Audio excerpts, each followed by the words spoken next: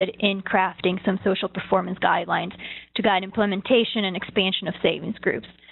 In 2012, CRS came to the Savings-Led Working Group with a draft paper that outlined some of the key concepts that all organizations should keep in mind when implementing savings groups.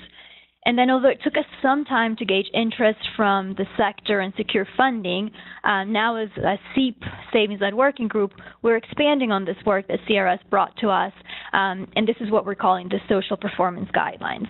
And we think that now more than ever, these guidelines are becoming very pertinent. First, we see that there are a number of organizations that are new to the savings group field and that have very different missions and visions and way of implementing programs. So we think that offering some guidance to those organizations is really important.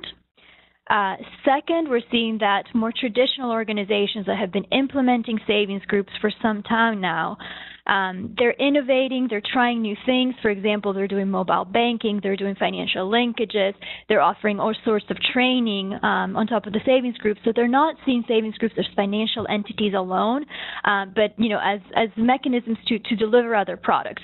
So again, offering some guidance as to how to do this in a way that we're not having unintended consequences is really important to the sector.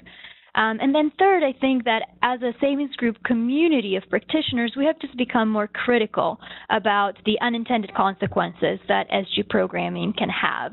And so we're really hoping that these guidelines will put some emphasis on really the importance of measuring and understanding the long-term outcomes of our programming.